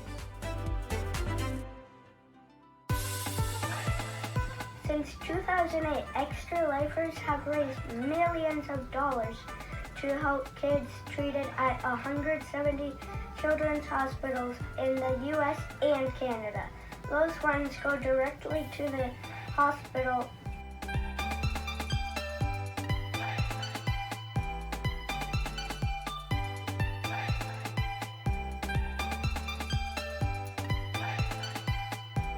This is my 7th year, so about 7 years ago, he was like, "Oh, you should do this. The good cause, play games for 24 hours," and that's pretty much like the first time I ever streamed my entire life, and I was only doing it for Extra Life. But also, like, I've gone to Seattle Children's Hospital when I was in high school. When I did Extra Life, I chose to support Seattle Children's because of how great they are. They're really good to the kids.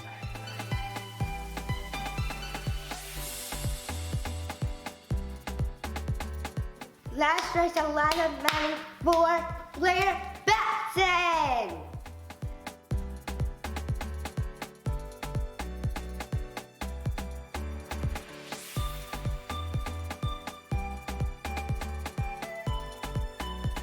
My favorite part of my children's hospital is the amazing staff that work there.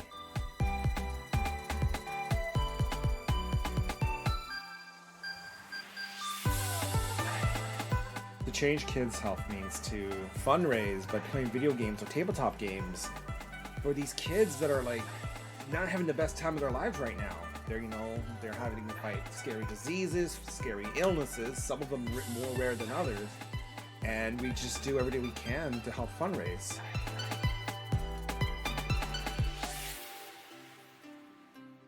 I am bringing us back live now. I saw somebody in chat say, "I can only imagine the conversation that's happening in the green room." You don't want to. No, you absolutely want to. We're never gonna tell. Yeah, It's true. Let's just Again, say it involves TOS. tearaway pants and Nudity. Ice luging. All things Butt that naked will get ice us luge. banned. Wait, no, we can't talk about much more because there might be NDAs involved. Right, Yeah, exactly. right. We did just time this, didn't we? Yes. So we had a few new people I saw jump in and join us during the break. So just really quick while we're jumping back in, basically the way that this stream works is all of our questions come from people in chat. So please feel free to drop your questions right into chat, and moderators will make sure that we get them. We do have questions already lined up, so we're going to dive back in with the ones that came in before the break. So hopefully we'll have a chance to get through all of them. If we don't, we'll do our best, but I can't make any promises. So We can always lightning round it. Lightning round. Yeah, it's a lightning round. Yes. So let's see. So the next question that we have, comes in from David Tilstra. David Tilstra would like to know, when was the moment you realized you fell in love with TTRPGs? I have to abstain.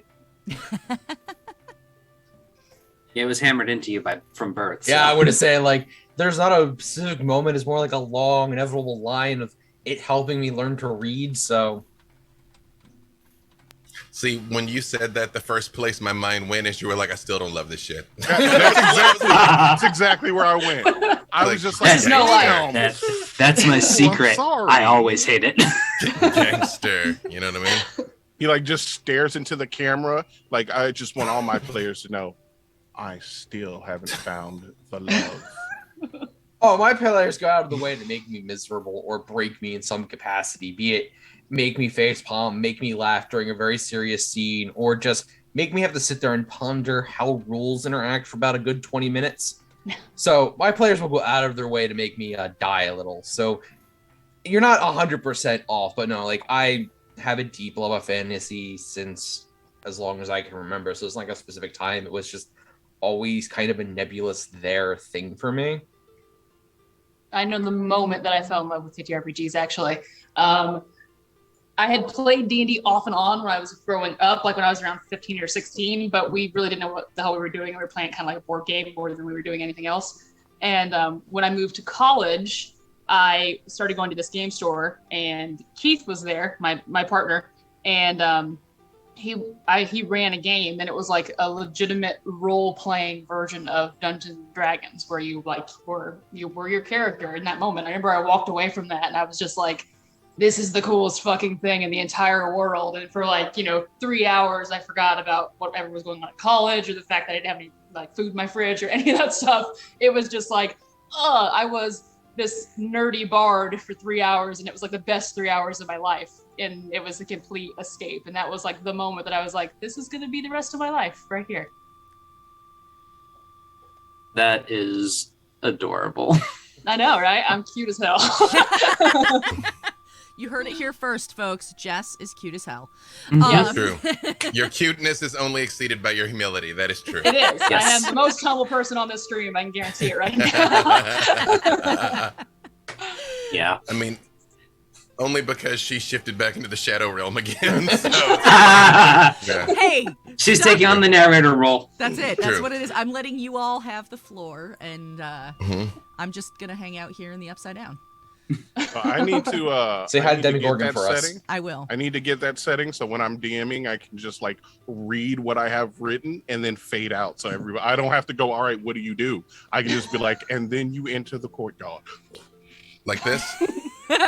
Oh, there it is. That's really fancy stuff. There it is. No, I just I was about to do it, then I realized I shouldn't. I was just going to turn off my camera. And I just, Bees was gonna turn off his camera and screw up everybody's cameras Yeah. again, and yeah. I'm not gonna lie. There, I just I'm did not the gonna easy lie. way. You just did it. You Half just did of it with me the was like, do practicals. it Yep. anyway.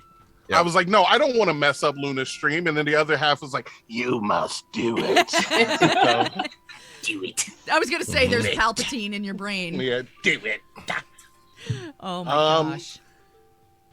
Oh man, I think I've hit different echelons of love throughout my progression. It's like when I first was introduced to it, because I was like, this is super nerdy and stupid, I'm not gonna like it, and then I played it and I was like, oh, I love this. And then then it was the first time I started streaming it, and I was like, oh, people can watch me love this. Oh. And then it was just like I had a moment in the game, and I was just like, it all clicked. I got to live my Critical Role-esque story moment, and I was like, yeah.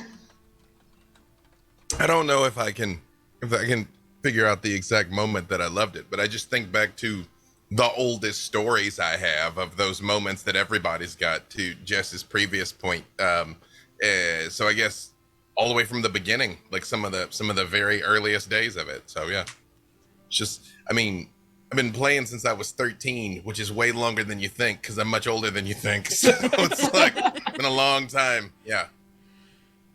That's when we just say, so what edition did you start with? Yep. I'm older than you think. That's all I'm gonna say. To be fair, that is a very reasonable point, because as the University of Kansas has done multiple studies, it has proven that black does not indeed crack, so that he could be anywhere from 21 to 97. And he would look just like that. I myself am actually 75. So It's true. You look great. Thank you. We've all literally signed dark pacts. Yes, Yeah. all of us. Just, some people have quinceañeras, and then other people have, the summoning. It's just what happens. So that's what you did on your 15th birthday, Bees? Yes, one of them. Oh my gosh, I love it. I think for me,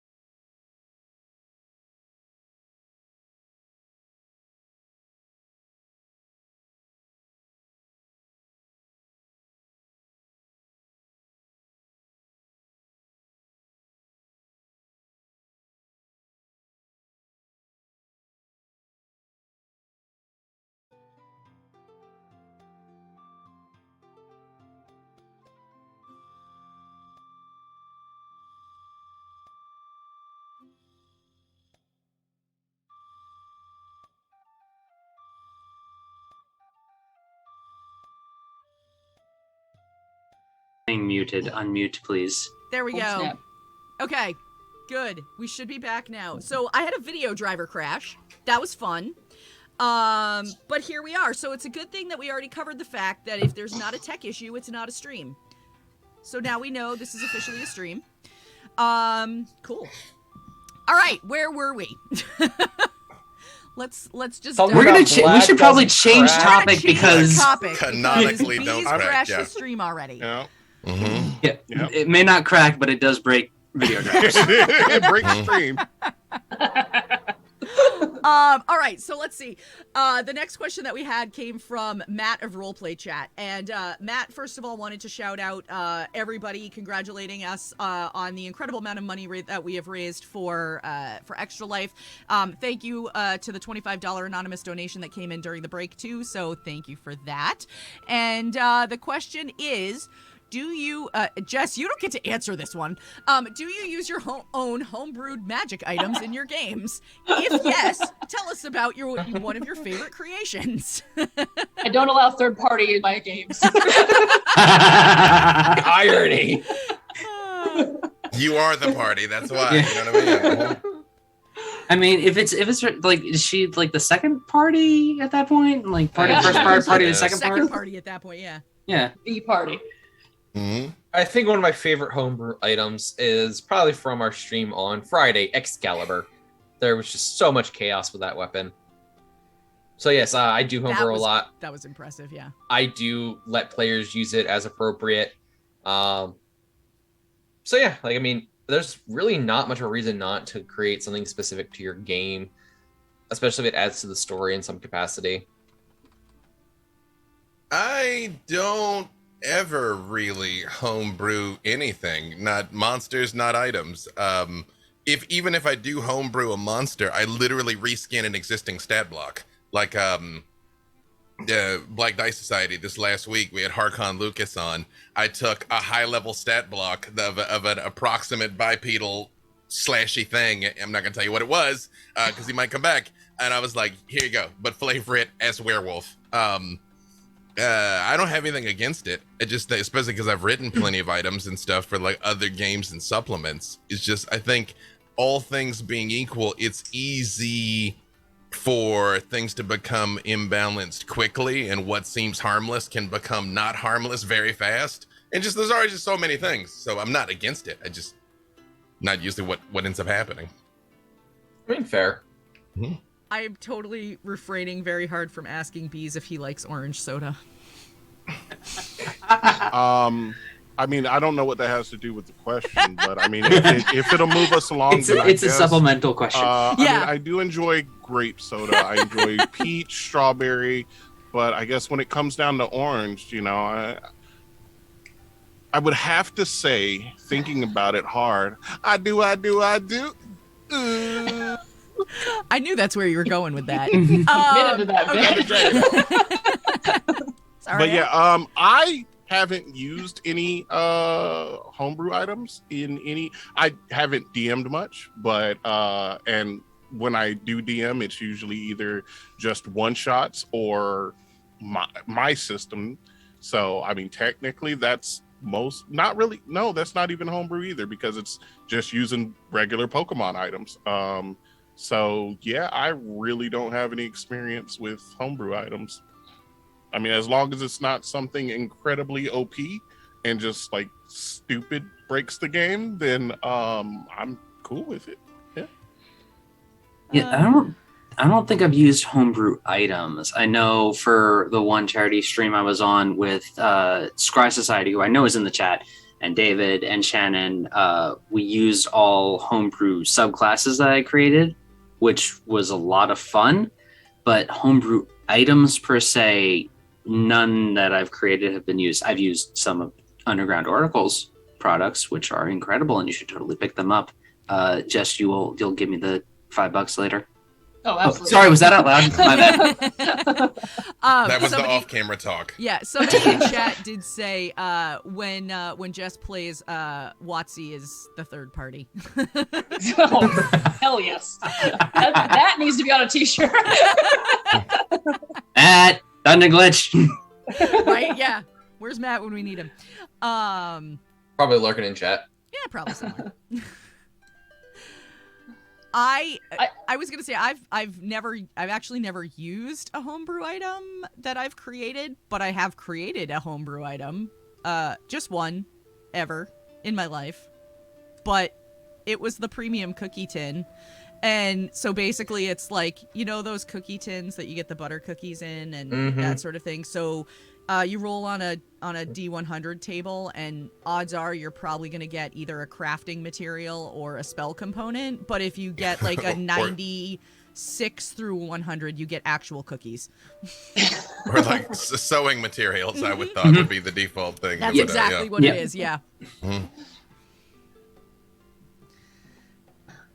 All right. I remember you pitching that to me, and I'm sitting there back in my mind, like, this is silly and a little ridiculous, and I love it. It's perfect. Oh yeah, it was totally meant to just be goofy. Like, it was not meant to be anything. It's honestly the goofy homebrew items that really kind of like give texture to like a world around the table. Like, I think one of my most beloved homebrew items was something called the Tank of Healing that someone from Know Your Role named Beans was using in a one-shot crossover we did.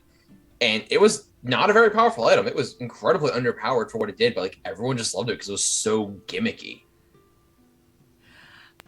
I like that stuff. Like, I think it can be fun, but also like it can be useful. I mean, I know when I was putting together the cookie tin, I deliberately like would go through spell components or crafting materials and that sort of thing. Like, this could be useful for somebody at some point. I don't know. But also did. It might be. I mean, I think there's pocket glitter in it, so that's a cursed item right there. That's a cursed item right there, Luna. If there's any glitter involved, it's automatically a cursed item. All right, let's see. We got a question from Staghorn, and he would like to know, how do you fight the brain goblins that tell you you're not good enough to make content? And how do you convince yourself to keep going when it feels like you're not doing anything worth a damn? Well, we might be here for another 3 hours. Yeah. I mean, I think that's something that we all experience to different degrees. I mean, I know I do. We're our third year of publishing, and we have so many compliments from so many wonderful people all the time about what we make and what we create and, you know, what we're putting out there. But there's still days when I'm like, I should not be doing this. This is not the place for me, you know, and that's with people talking about playing our stuff, which is like the dream, actually, having your stuff being in front of other people and having to appreciate it. So I think just the way that I have done it anyway is I kind of, all those great comments that come on Twitter or reviews or, you know, that people just say, I just kind of try to catalog those in my brain. And on the days when the brain goblins are being real fuckheads, I pull those out and I'm like, no, this is the real stuff. You know what I mean? Like, brain goblins don't exist. They're not real at the end of the day, but the stuff that people are saying, these concrete things that I can look at, that's the real stuff that I can focus on and try to, you know, keep that at bay. But it's I think, at least for me anyway, it's probably going to be something that I'll always be dealing with. And it's from what I hear, what a lot of people deal with. So, I mean, it's just pushing through. And as long as you have a love for what you're doing and you're still willing to push, then just keep pushing. And, you know, try to hang on to those little jewels that people give you because they're precious and they do help you in those situations. Yeah. It is 100% okay to take some time for yourself. I know that's something that I'm terrible with. Like, I know there have been a bunch of times that, like, I try and be like, oh, I can power through this. I know, like, this is just a rough patch. I can, get this done. And the next thing I know, I've deleted, like, a whole section of stuff. I'm like, nope, this was all crap. I can never look at this again. And it's okay. I said to somebody, it's like, somebody else was saying something along those lines. It's like, I would rather that you take time and be happy with the final product than try and push yourself to, put out something within an arbitrary time frame that you've set. So I think the big thing is, like, if you've got those brain goblins, take a step back, reevaluate, if there's a specific thing that you can kind of pinpoint as to what the issue is, and then, try and find, good elements to combat it. And but you got to understand, it is a thing, it's going to be there. And I think it's important to focus on the idea that, sometimes it's okay to like coexist with it, but don't let it overwhelm you. Kay in chat said, show the same kindness to yourself and your content that you would to your friends and their content. Mm-hmm. Fuck them goblins, man. I mean, yeah, that's the easy way to do it. I have no concept of imposter syndrome because I know how hard I've worked to get where I am, and I also know that I've been very fortunate. There's just times things broke in my direction, times things didn't break in my direction. You're gonna hit 1 out of every 100 shots you take, so compensate by taking 10,000 shots. I read something recently. Oh, I'm about to choke to death. Sorry. I read something recently that I think is important to keep in mind, that you can't always perform at your best because then that would be your average. You're going to have some shows are going to be better than others. Some content's going to be better than others. There's going to be some things you absolutely love that never really like find its legs. Some of the stuff I'm most proud of are some of the things that have some of the least views. So there's no correlation there. And remember also, at the end of the day, this is storytelling, it's art, it's expression. There is no wrong way to do that. And if anything, harness that, and I mean, obviously it's irrational, there's not a logic to it. But if you can kind of extract something from it that then used to motivate, like if you're like, oh, all my content shit, well, what's the worst thing about it? You know what I mean? And then you'll vomit up a reason of thinking like, oh, my NPCs are terrible. All right, how can I make better NPCs? Can I workshop a few NPCs? How do other people do their NPCs that I like? But actually use it as the thing that will propel you to then try and plug some of those holes versus just laying on your back and staring at the ceiling. It's like because the worst thing you create is better than the best thing you did not create. Everything is perfect in your mind. We have all crafted works of heartbreaking beauty and integrity that just mutate on their way out to the prime material plane. Just keep doing and keep building and keep progressing and know that there's nothing wrong with you for having those doubts, but our doubts make us traitors. Fuck them goblins. So I'm going to come at this like from a little bit of a different standpoint. I'm someone who's dealt with 2 like really deep bouts of depression in my life. And what got me through it was one simple phrase: victory in the small things. So I look to when I'm dealing with that as, what did I do right? What am I doing good? What am I enjoying about that? And that is what I will focus on, because those small little things are why you're doing it.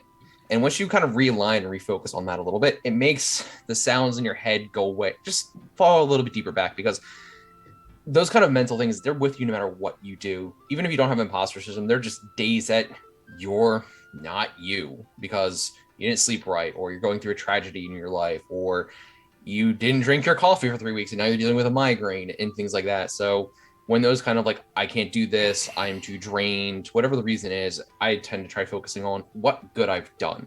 Like this charity stream, perfect example. Had I not gotten out here, created a discount with my friends, tried it, gone on other things, I wouldn't have been part of this. Luna wouldn't have contacted me last year to help partner and find people and source people for the first one. So those small victories added up into something that is fairly large for, if you think about how big the audience that some of us have. This is a pretty big accomplishment. So I just look at it as victory in the small things. Build upon that, because eventually you'll have a long list of very meaningful successes. Yeah, I agree with that pretty wholeheartedly. I think I haven't watched the later seasons, but in one of the early seasons of the show, oh my gosh, what was it? Anyway, the Kimmy Schmidt show on Netflix. The Unbreakable Kimmy Schmidt. Kimmy Schmidt, yeah. There was a line in one of the episodes where she talks about how you can do anything for 10 seconds. And like, it's a weird place to draw inspiration from, especially considering like the show, but like that has gotten me through some tough stuff, like the idea that you can do anything for 10 seconds. And it's like, I can pretend to be happy for 10 seconds. I can pretend to be whatever for 10 seconds. And the next thing you know, you're like, I'm getting through this, I can push through it for, I can push through this challenge for 10 seconds and, kind of along the same lines, but yeah. Kay just said that's me on the treadmill. I can do 10 more seconds. To build off of what Dave said too, which by the way, fuck them goblins, that's now the T-shirt that needs to be. Yeah, that's the T-shirt I want. The reason, some of the reasons why you look at what you've created and you're not satisfied with it is because you from reading things, from playing things, you know what great material looks like, and so you feel something's off about yours because you're not there yet. You don't have that polish, or you haven't put it in. You haven't, exercised the skills that get you that perfect NPC or whatever because you're dissatisfied with it. So part of you looking at your own stuff is just seeing the tiny flaws. And when you are able to take a step back and go, what exactly don't I like about it? How can I improve it? You're going to get to that next level. And so then, a year down the line, you're going to look at your new stuff and you're going to go, oh, I don't like this about it, but it's not the NPC thing anymore. Maybe it's something else. And so you're able to keep expanding and keep building off that. And then one day you look at your stuff and you're like, oh, fuck them goblins. I'm amazing. I don't have to worry about it. But, not to bust anybody out in particular, but, I know everybody in this space. I know the people that are performing on the highest levels. They all still feel that way. Like, I don't know. You would be shocked some of the people that I've had to, give the "you're so money, baby" talk to. Okay? So, again, there's nothing wrong with you for feeling like that. Nothing at all. Yeah. Like, I'm gonna take it from the other end of the spectrum from Dave, because I believe in the fuck them goblins 100%, but most of my body is made of imposter syndrome. So every time I'm going into something, I'm like, I have my little little breakdown, if you will, like, I shouldn't be doing this bullshit. But then like with the Pokemon series of one shots, I sat there for months like, oh my God, this is trash, this is terrible, blah, blah, blah, blah. But then I kept going at it because I was like, I can sit here and say this is stupid, this is terrible, and then let it go off into the ether, never to be seen. But then I'm always going to wonder, was it good? Was it really terrible? Like, was I just being stupid? So I put it forward, and the worst thing that somebody was going to do is just come up and be like, hey, it wasn't that entertaining, we didn't like it. And I'd be like, that sucks, but at least I did it.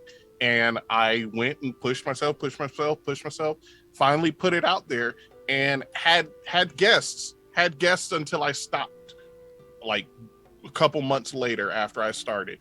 And that's not at first I was like, okay, people are like, the first couple games I was like, okay, people say they like it, but maybe they're just being nice. But after a while, I'm like, all right, brain, how about you shut the hell up? Because not this many people are just going to be like, it was fun, we enjoyed it, if it was trash. So shut the hell up and just look at things, but also take a step out of yourself and look at things as well. Because a lot of the stuff that I've done, a lot of the podcasts I've been a part of,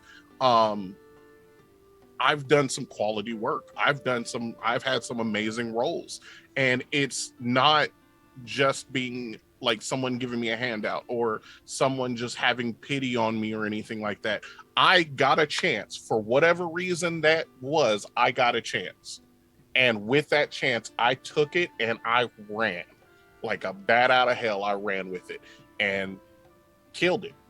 And from there on, more doors open and whatnot. And I get it. Before almost everything I do, I'm just like, oh my God, oh my God, oh my God. But you just have to push yourself past that. It's that wall. Once you get past that little wall, it's not that everything's going to be great 100%, because there's some stuff I bombed on. Oh, definitely. But you get past that wall, and then it's what happens.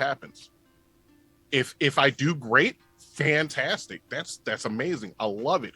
If I didn't, cool. Where did I mess up so I don't do it again? And it's just again, something as I'm trying to think I'm trying to think of the right term, because I don't want to cut the importance of it, but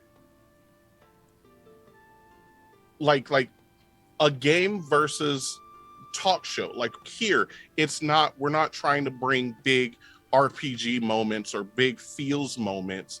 This is everybody talking about experiences and enjoying themselves. And I still got, every time I come on the show, I'm just like, but I push past it. And, same thing with games where I have to perform and bring these feels moments that are just going to hit you like a freight train.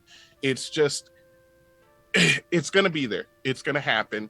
You just have to find what works for you to get past it. Because it's, like my dad told me,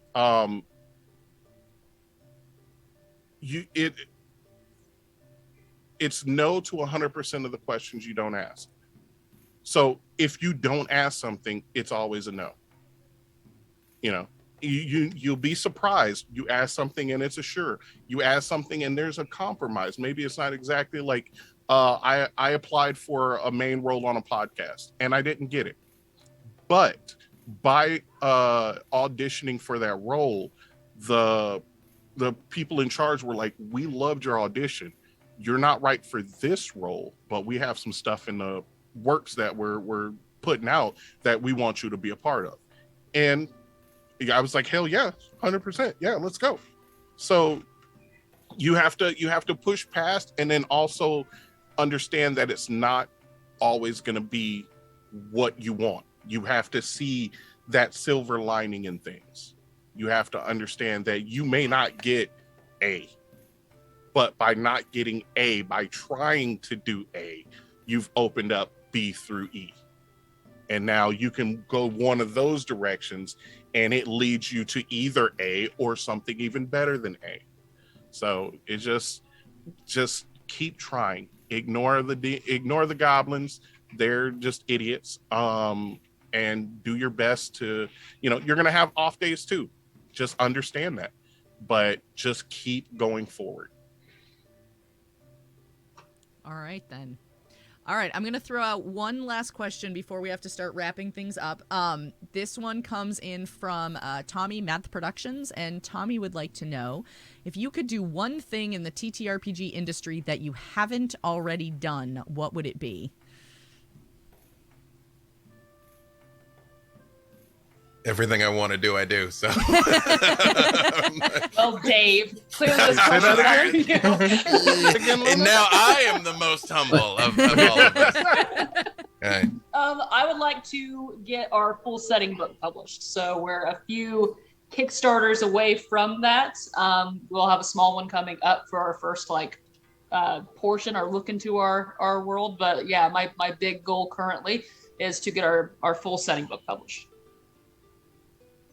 Side question. Obviously, you're very good at this. This is your business and the thing you do. But how much would you need to raise for the setting book? For the full setting book, it's pretty damn big. So that would the first Kickstarter that we're going to be putting out, we can get everything going for $10K definitely, which will probably be what the KS is going to go. But what do you need for the whole thing? Yeah, for the whole we're talking thing. about end goal. Yeah, end goal. Total. Like Okay, somebody if gave you a to blank check and said, let's go.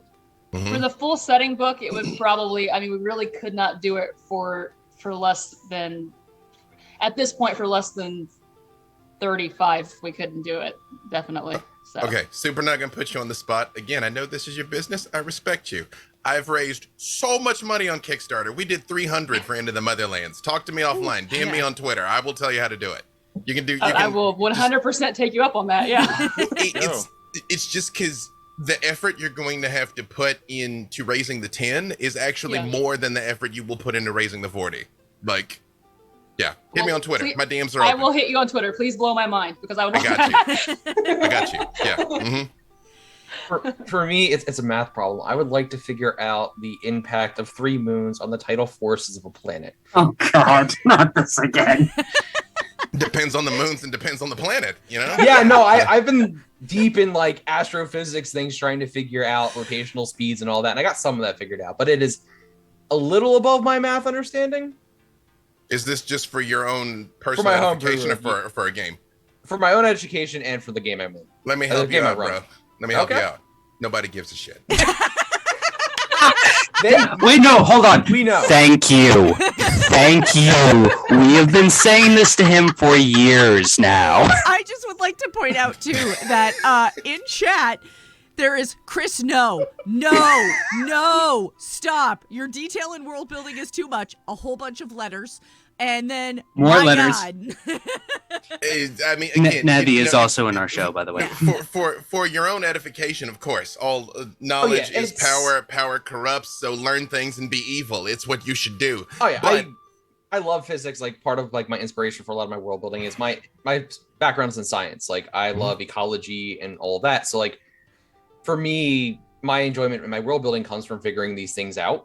So it's as much for my edification as it is for world building, is because I find it fun, but it's also infuriating because I don't have a degree in astrophysics. nobody's gonna care about your title tables, man. Ever. You could know the answer right now. You could know it within a perfect fraction of an inch. No one will care. It will not increase anyone's enjoyment. So Thank let you. yourself off the hook for that. Thank you. Thank you. It is what you say it is. You are literally god of that world. Yeah, I know. Like I said, it is a personal thing. Like I find Right. those hard facts interesting. Valid. That's Valid. fair. Yeah. Valid. Okay, so things that we haven't done in the TTRPG community, and we were just talking about, shooting your shot. Worst that happens is you say no. I've never played in a D&D game with B. Dave Walters. Just saying. Hey. You stole mine, Patch.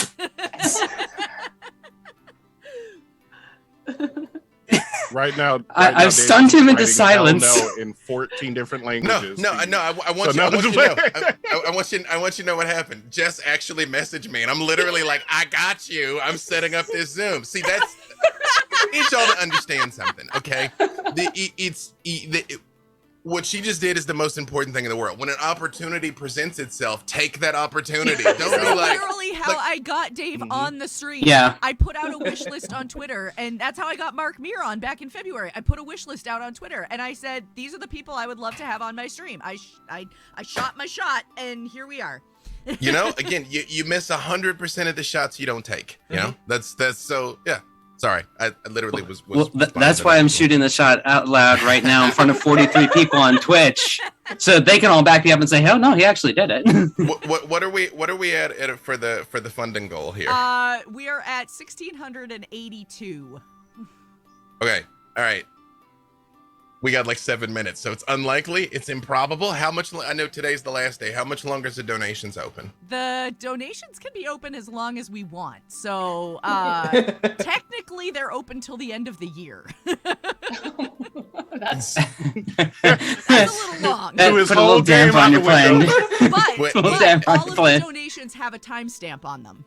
Yep. Well, okay, wait. We'll say let's be fair. Let's give it a chance to really happen. Let's say it's Sunday. By the end, when's your next streaming content going up? Next Sunday at the same time. So it All will right. be. If by the end of next week's episode you've raised over 2,000, I'll run D&D for all y'all. Oh! Okay. You heard it in chat. You heard it right now. There you go. Yo, I'm about to That's sell it. one of my kids Wait, hold right on, now. hold on. Where's Like, the Lord power is Richter? yours. Lord Richter. That's a Yeah, week. right? You did 1,600 in 3 days. That's a week for $400 more. If we get over the line, Chat. I'll do it. Chat. We have For the a kids. dire need. It is literally for the kids. So Yeah, yeah, there it you is. go. Literally Kids, for the exactly. Literally for the kid. There you I go. mean- You know. Yeah. Somebody can somebody go clip this Gauntlet has too? been So. thrown down. Yeah. I said it in pub. It's. I said it. I do the things I say I will do. There you go. Yeah. I mean, There you all go. I gotta say is, The power is yours. Yeah. Just in case these kids today don't know where they come from. yeah. Oh my gosh. I was real tempted to put the Don Cheadle one up there. That's and I was literally like, the no, one let I me was not. typing in. Literally, I was typing in the Don Cheadle Captain Planet for my response here thing. Yes. your broccolis.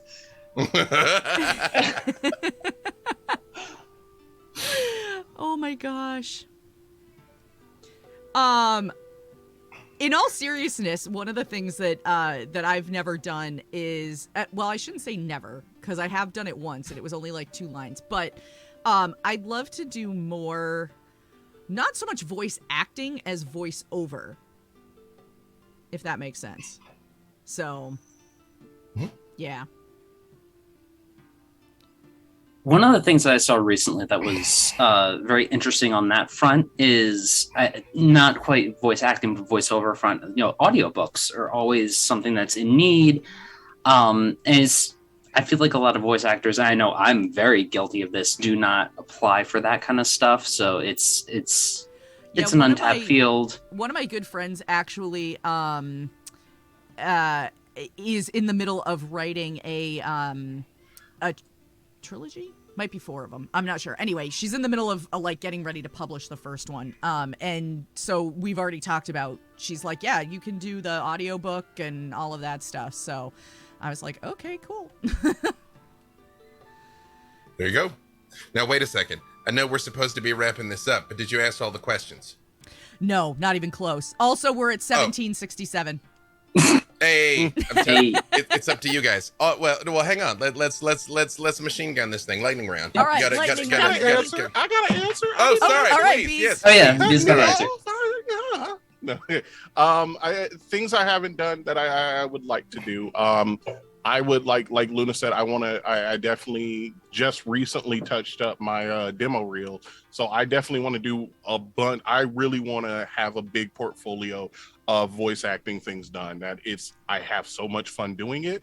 I would love to like have AAA or some kind of like show voice work done. And also just, play games with a lot of people I haven't met. Like I just met Dave today. Fantastic individual. I'm just gonna throw this out here, by the way. We broke $2,000. Nice. I was wrong to underestimate the people to say you couldn't do it in 5 minutes. I just knew that you'd already been so generous over the course of the weekend. So yeah, all right, we'll do it. We'll just work out a time that works for everybody. I'll do it. Mm-hmm. Unreal. Yeah. And we'll raise money with that for Extra Life. And so I love that. dying Yes. over here. Yes. I'm just gonna say I'm really glad I didn't put the truffle shuffle up as a goal. I did not. I am too. That'll hot be right a now. I don't want to incentive. do it. No, that'll be an Extra incentive life. on this It game. is. Yes. It's true. Mm-hmm. I will put a truffle shuffle card in the deck of many things. Yes. Oh yes. Mm-hmm. Unreal. You guys are freaking amazing. I can't even I'm speechless right now. We busted our goal wide open. Doubled it. Doubled it. Doubled it. Mm-hmm. Unbelievable. And it'll help some people. Just a few, I hope. Exactly. I always give the same speech. It's obviously it is a difficult time for a lot of people out there. Gas is freaking $7 a gallon here. There's been plenty of times in my life that I didn't have $5 extra to give to something, but literally every dollar, every bit, it all counts. Signal boosting is free. Just talking about it, and it all builds up to make a meaningful difference in a person's life. So Absolutely. yeah. Thank you all for that. Yeah, absolutely. 150 bazillion percent. It really just goes to show the power of this community and how amazing everybody is and how much we all want to give back, which I just think is amazing. So yeah. All right. Well, let's lightning round the last couple then, and then we will call it a night. Okay. Let's see. From Gum. Gum would like to know, what's a short story, couple of sentences that you always want to share? I would like to say, I was going to say, for the sake of the lightning round, we should have a predetermined order so that we can just... Good, so by stream, it's Dave, Luna, Patch, me, Jess, and Chris. That's fine. I'll go last. I got a good answer for this one. All right. Okay. It is a sad thing, but for sale, baby shoes never worn. This is the shortest, saddest story ever. There you go.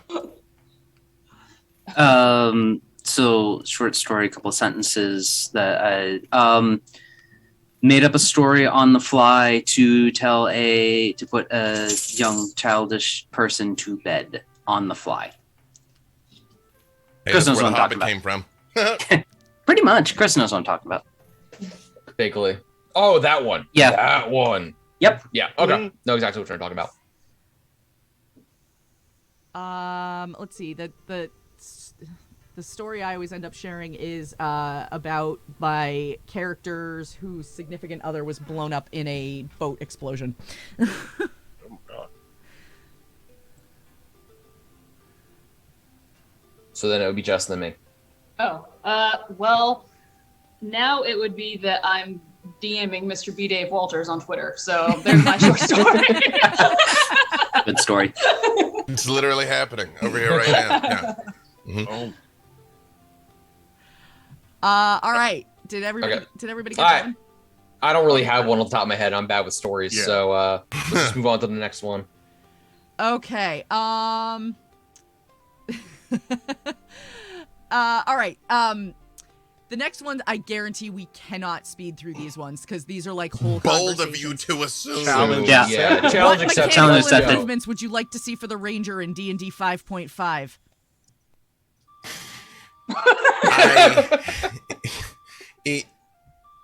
I hate attacks of opportunity. I hate that so very much. So having them have some way to neutralize that would be fantastic. Gloomstalkers are great, but you literally only get one good round and then you like plummet off. The revised Ranger fixed a lot of the holes already though. So if you haven't seen it, take a look at the revised Ranger. There you go. Yes, there's more to say, but there you go. I was going to say, I got nothing because I haven't played a Ranger in 5e, so. Patch. I would actually like to give the Ranger some more like tactical on battlefield abilities. Almost like a directional kind of thing. It's something that I'm working on as a subclass, so it's just what's popping to mind. Challenge, yes. Balance, probably not. Hella pets. All the pets. Okay. Jess. Boom. Make them as martial as possible. I actually really like Rangers without spells. I like them without spells. So if I was to completely redo it, I'd build it that way, but that's just me. I would lean into the tactical exploration side of the class a little bit more. I'd make animal companions a little bit more effective. Spell selection should be a little bit more wide. I could keep going, so I'm going to stop. All right.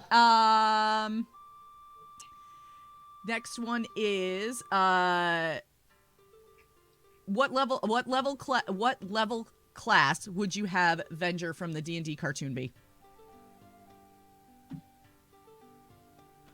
Is he not in Wild Beyond the Witchlight? A bunch of them are. I don't know. I don't have knowledge on this one, so I'm going to sit out for this question. I'm going to pass this one. I don't know. There's going to be no clue. I would probably use the CR23 Acerarak stat block personally. Yeah, that. That's what I'd use. What was the question again? The bad guy from the D&D cartoon. What would you make him, basically? That's a little before my time. I don't remember this cartoon at all. I told y'all I'm older than you think. Youngin. Yeah. I'm 31. I'm not that young, All right. but just young enough apparently. So this will be, remember, before we went live, I said there is a time every now and then we get a question that's great to do as we're going around and like, you know, kind of reminding everybody of who we are and where they can find us all on social media. This is that question. So, what we're going to do is we're going to go in the reverse order from when we started. So, Patch, we're going to start with you. We're going to just remind us of who you are, where we can find you on social media, anything coming up that you would like to talk about. And also tell us, what D&D monster do you think tastes the best? Okay, so let's at least do the easy part first. My name is Patch. I am a creator, voice actor, TTRPG player. I am creating subclasses based on musicals.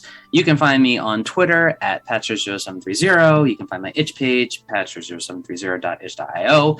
And you can find me there. And I guess very soon in a game with B. Dave Walters. Hey, Thank the community.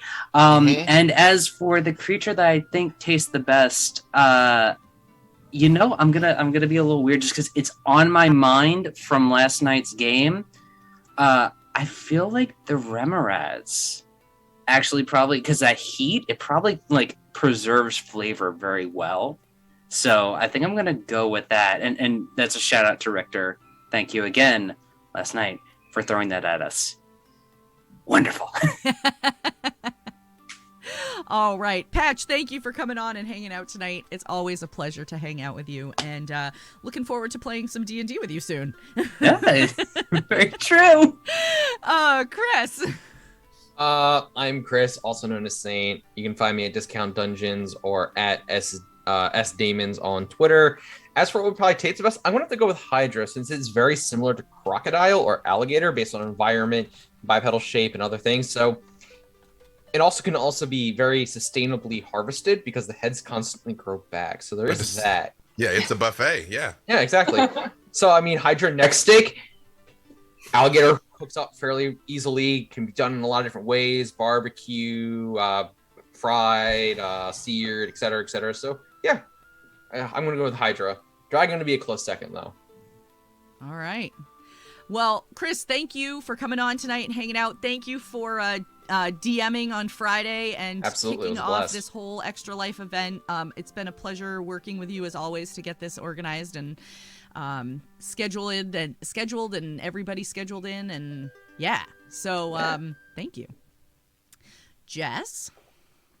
I am Jess Penley, at Jess Penley on all the platforms. I'm one half of UO Publishing, which is Underground Oracle Publishing, and at UO Publishing on all platforms. I honestly think that unicorns must be delicious because it's always seen as a very evil act to eat one, so it just must be fucking decadent. So I would like to eat a unicorn. You know, if I hadn't already volunteered to help you with this would be what I would volunteer to help you with this. I'm all like, the best answer. I love it. Aw, Jess, I love getting to hang out with you, and we really should do that more. Thanks for coming on and hanging out tonight. So, Bees. Well, hello, everyone. It is I again, your happy, helpful harbinger of hype. I am Big Bees. You can find me on Twitch at big_bees, where I do random variety streams. You can catch me Saturday nights on RF Chaos, where we do the Masks game, the Unremarkables. My art just started on Campaign Skyjacks, so go check that out wherever you get your podcasts. I will be making a guest appearance on the Roaring Trainers, which is a Pokemon 5e game, also where podcasts are found. I'm trying to think what else I got. I got a lot of other stuff in the works, but pretty much just follow me anywhere that's not on Twitch at biggest_bees, and I will pump out stuff and let everybody know when things come out so that you can go check it out. And oh yeah, also will be in a game with Dave. So yeah. So yeah. I'll tell you now, it's level 20, so do your worst. All of you start making yeah. You can fuck up said that. Yeah. I've been known to break games, so let's go. What I said, do your challenge. worst. You know what? All right, yeah. So yeah, I'm that's gonna me. crack out some of my muscles here. It's been a while since I've created a level 20 character. Amazing. That's going to be great. Bees, thank you for coming on and hanging out. A pleasure as always. Always love to. Yeah, and looks like we'll get to play a game together sooner than we thought. Right? Hell yeah. And Dave. It is I, non-ironically TV's B. Dave Walters. You can find me all over the interwebs at B. Dave Walters everywhere. Invitation to Party on G4, Legends of the Multiverse, Black Dice Society, D&D, Twitch and YouTube. Bunch of other stuff. The Black Pits for Idle Champions. I think that's next week. We just announced that. The first TV show that I wrote and acted in is getting announced at Comic-Con, but I've the Salvage Marines. It's coming out. Well, let me not say, because I don't think that's public yet. As far as, because I don't want to get shot at by NDA bullets. Yeah. As far as the most delicious creature, it's got to be this juicy boy, the Sibriex. It's just got to be, because it's so terrible, and everything about it says "Do not eat me," and I feel like that's a lie. And Succulent. For the exact opposite logic that Jess applied, that is unassailable. Oh no! Every forbidden nom must be the best nom. Look at him. He's look at his old drippy. Yeah, it's just juicy. Oh god! I forgot to do my animal. Yeah, I was and gonna say, I'm Jack gonna just have called to it say, out. So yeah, I'm gonna have to say, like, I'm not going crazy. I'm going with a classic. I'm gonna hunt down a good old wereboar because a brother likes bacon. So I'm gonna get all the bacon and pork chops That's I a can person handle. sometimes. So I'm not gonna hunt them in person form. I'm gonna hunt them in boar form. It's All the right. most It's not dangerous game, huh? cannibalism If it's not cannibalism if it's a boar. All right. That's what I'm Not saying. sure that's how that Loopholes. would work, honestly, from a genetic standpoint. I mean, Hannibal said people taste like pork, so it'll be like All pork I pork. know is that regardless of what form it is, I'm gonna throw some Franks on it, and it's gonna be good to go. So. Do you in fact put that shit on everything? Everything. Oh man. Well, I'm not sure how to follow that up. So I am Gamer Mom Luna, and this has been Tales from the Tavern. I think the tastiest creature would be. I don't know. I'm gonna go with a gelatinous cube because it probably tastes like fruit or something. I don't know. I got nothing. Spicy. Spicy. Yep. And we will be back again next Sunday night with another episode of Tales from the Tavern. Got some more people that participated in the Extra Life event this weekend that will be on next weekend, so that will be a lot of fun. Come back and check it out. Stay in touch with all of us via Twitter so you can hear all about us planning our game with Mr. B. Dave Walters. Thank you all to everybody who participated this weekend in the Extra Life charity stream weekend extravaganza. Everybody who donated, we could not have done this without you guys. I am still blown away, though I'm not surprised by the generosity of this community. You guys are just fantastic and amazing and wonderful. And with that said, we're gonna toss a raid off to let's see, I think we're gonna go pay our friends over at Total Party Chill a visit. They are playing some D&D right now, so let's see. Total Party Chill. And we will see you all next Sunday night. Have a great week, everybody, and we'll catch you all soon. I should go. Frozen for me now.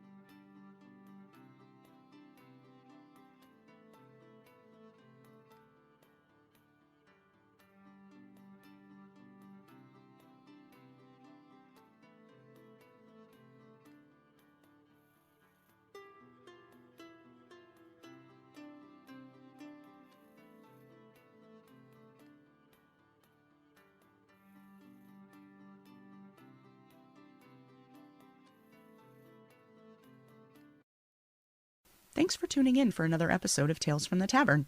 You can catch this podcast recorded live every Sunday night at 8 p.m. Eastern, 5 p.m. Pacific at twitch.tv/GamerMomLuna. All of our questions come directly from chat, so we never really know what to expect when we go live. If you ever have a question or would like to add something to the conversation, feel free to reach out on Twitter at GamerMomLuna and use the hashtag TFTT. You may just get to hear it answered. Thanks so much. I should go.